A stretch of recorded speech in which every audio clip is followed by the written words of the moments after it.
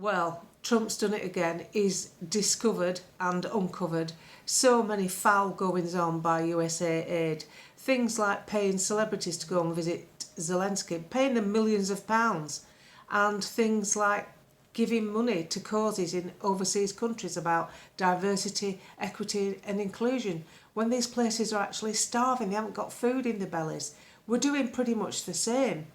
But we don't have the facility to delve into it like Donald Trump has with Doge. We don't have that because in 2010, Gordon Brown changed the law so that the civil service couldn't really be investigated.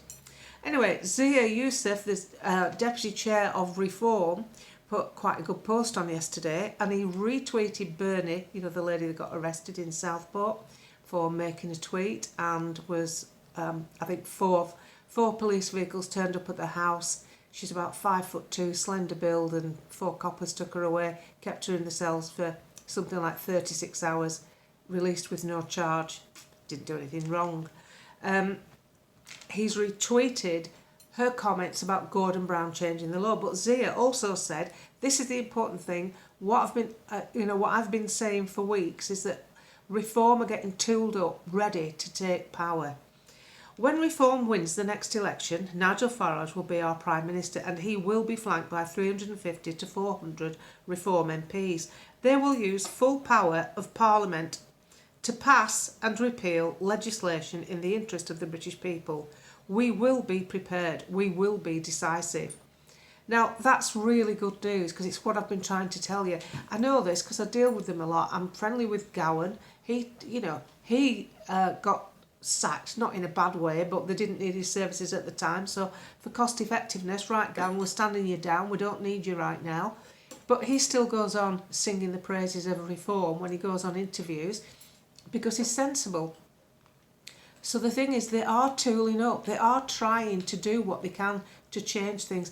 And they're the only offer on the table. The other smaller parties haven't got anything to offer because they fail because they won't. All they need to do is get on board and become a Reform candidate if Reform will have them. And then they get a seat and then they can shine in their own light like Rupert Lowe is doing. Rupert Lowe would get voted back in no matter what badge you wore. And that's the kind of environment we need to create. So I'm, quite convinced that Zia Youssef is in the right place at the right time. He's a good deputy chair because he's got business skills that's much needed in political parties anyway. And of course, Nigel is the voice of experience, another one in the right place at the right time. This will be his last shot, I would think, politically. And if anybody's bothered about him earning money, he's a damn sight a long way off earning any money because the backers would want the money back first, wouldn't they? So the way I see it, there's one horse here, we better jump on it because otherwise it's a long walk, and it's a long walk to communism. That's what we're fighting here. Let's not beat about the bush. And that concerns me, that people are nitpicking about smaller issues. We have been done over big time, costing us millions and millions and millions through the tax system because of ineffective, corrupt governments in some cases. People who have serviced their backers and serviced their friends.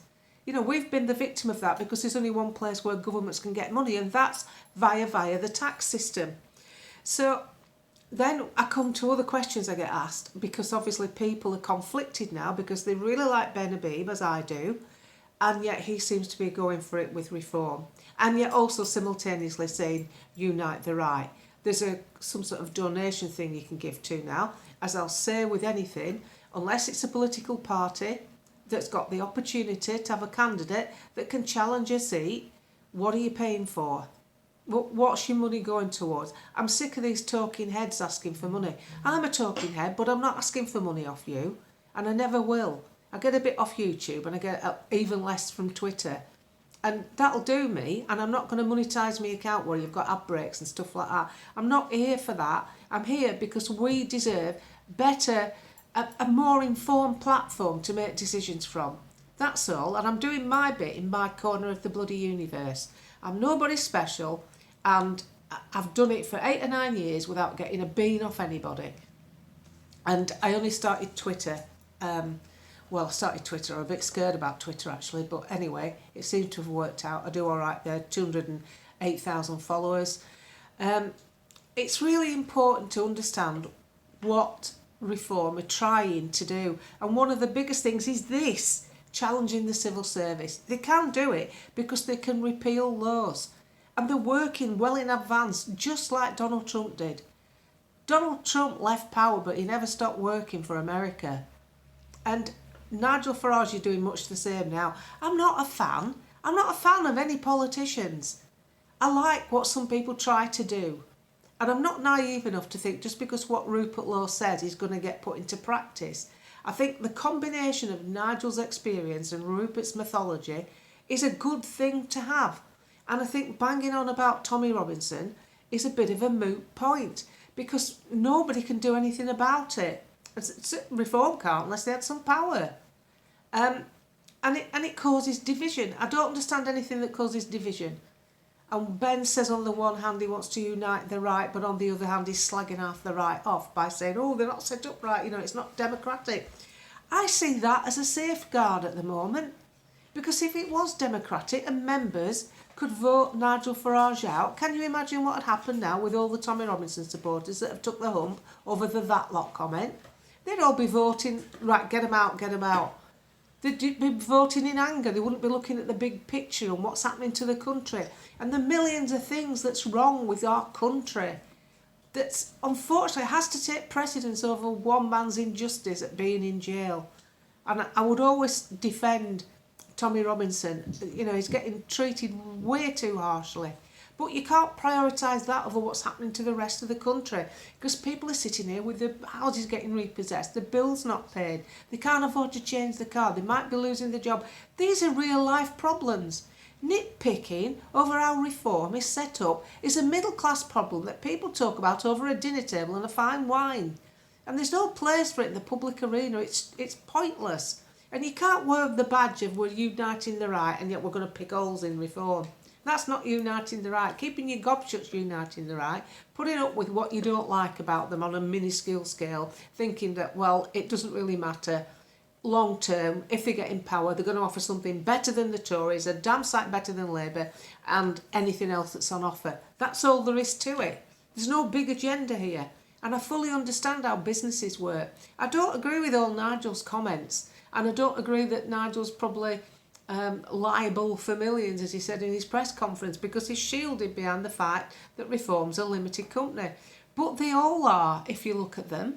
Reform, Reclaim, Heritage, Time Party, they've all set up on a similar format. The only difference is that Reform have a shareholding value.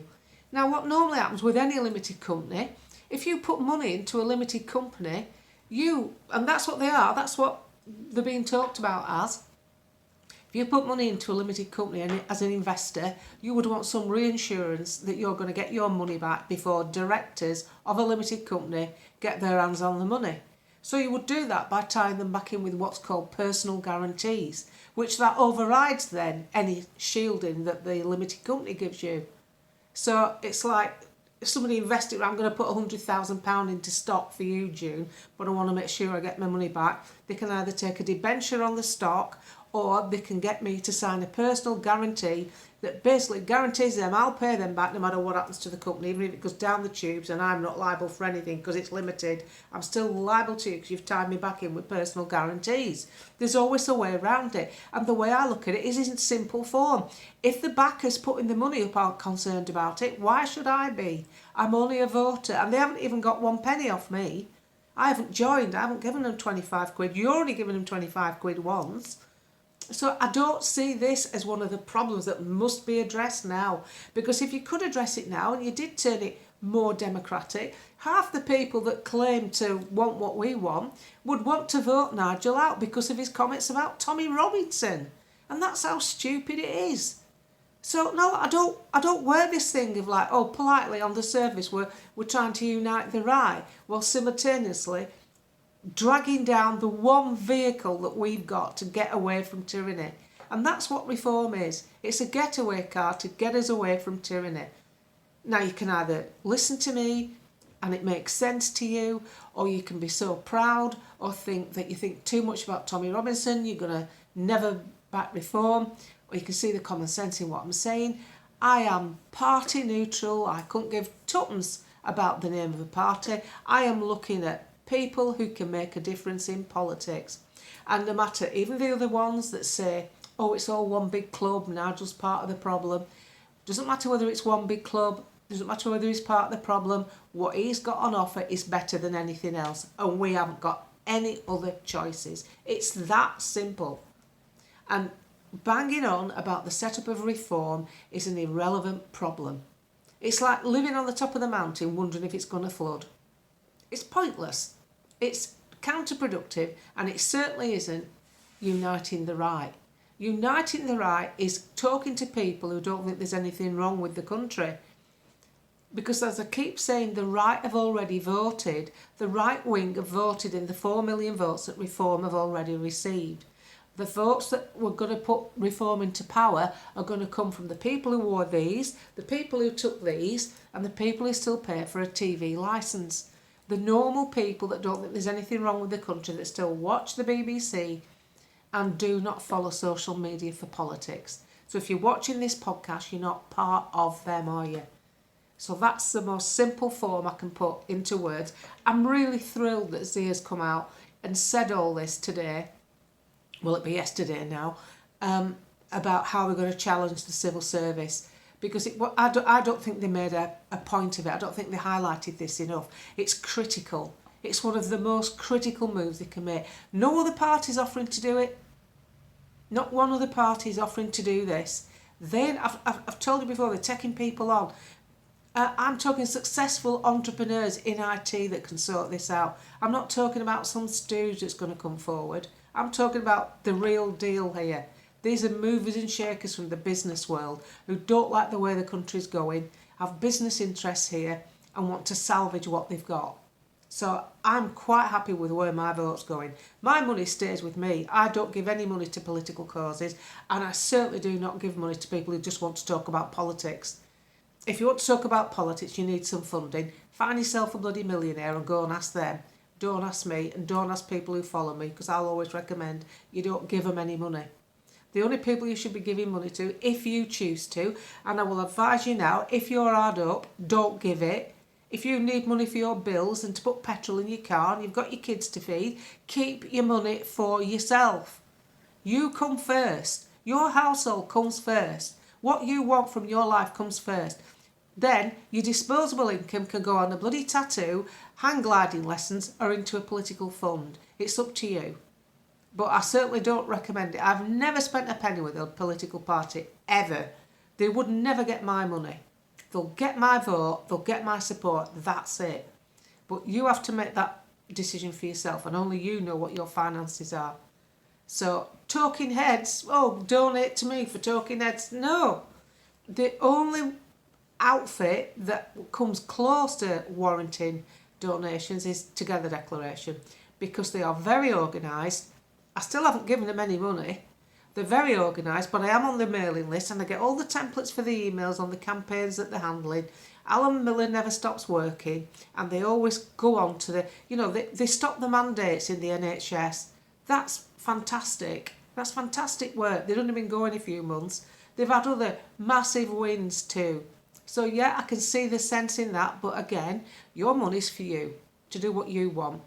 You shouldn't be sacrificing things to send to anything political, because we have social media, a most powerful tool that you can talk to other people through. At the end of the day, it's all about advertising a message, isn't it? It's all about getting that message out there. And you've got this. Just talk to your friends and neighbours. That's the most powerful thing you can do. If you feel you want to contribute by letting people know there's something wrong. That's how I see it. And you come first in your household, always.